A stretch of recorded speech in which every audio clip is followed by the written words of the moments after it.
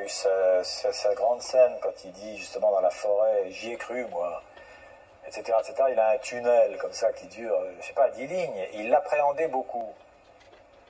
Et là, l'histoire extravagante dans la chèvre, c'est qu'après avoir fait ce truc-là, il est rentré à l'hôtel épuisé nerveusement, et c'est là où on voit la difficulté du métier d'acteur. Il a attrapé une bouteille de scotch, un verre, 2 verres, 3 verres, 4 verres, et il l'a vidé. Et il était en maillot de bain. Il est tombé par terre, et il y a 4 petits Mexicains, alors c'est des trucs qui sont gravés dans la tête à vie, hein, 4 ou 5 petits Mexicains qui sont arrivés, qui ont essayé de le remettre sur pied dans ce bar en plein air. Or, pour ramasser un type du poids de Depardieu, avec 40 degrés à l'ombre, hein, au Mexique, c'est-à-dire un corps qui transpire, vous glissez. C'est-à-dire qu'ils essayaient de le soulever, Depardieu retombait, et finalement c'est moi qui me suis approché, je lui ai dit allez Gérard, maintenant tu viens avec moi, tu viens dans ton bungalow. Et ça a été la voix de son maître, parce que comme je le dirigeais toute la journée, il est vaguement sorti des brumes du scotch, et il s'est levé, et j'ai pris cette grosse main dans ma main, comme ça, et j'ai emmené cet énorme bébé avec moi, et je me dirige tranquillement vers le bungalow. Et à ce moment-là, le cadreur, qui est un énorme type aussi, qui s'appelle Patrice Viers, le cadreur, pour des raisons mystérieuses, arrive avec un verre de cognac à la main comme ça, pour me dire, il a une voix cassée, le cadreur, il dit « T'inquiète pas, ça va bien se passer », il me dit. Et Depardieu se retourne voir cet énorme type, et il voit un type à sa taille, et il lui rentre dedans.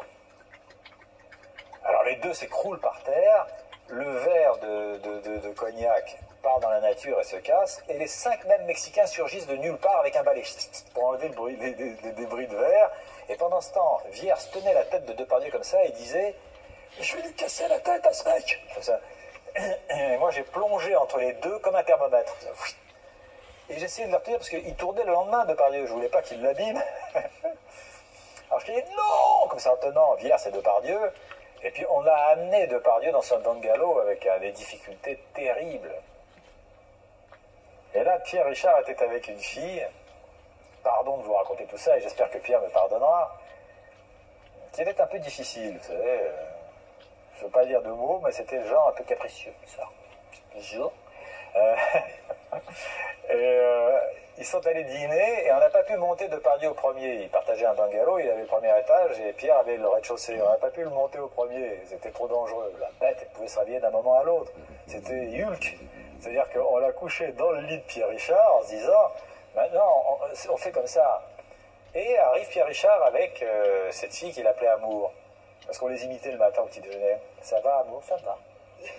Alors, donc il arrive avec cette fille, et on lui dit, Pierre, on a couché Depardieu dans ton lit parce qu'il était sous, et on ne pouvait pas le manipuler vraiment.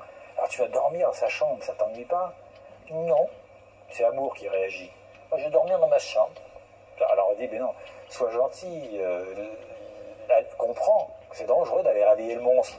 Et elle dit à Pierre, va lui casser la gueule, chérie.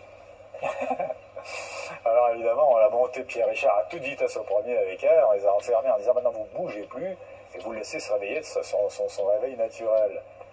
Et il s'est réveillé, je me rappelle, on est allé, il était en pleine forme, et tout à coup, il y a un énorme serpent qui apparaît sous la fenêtre.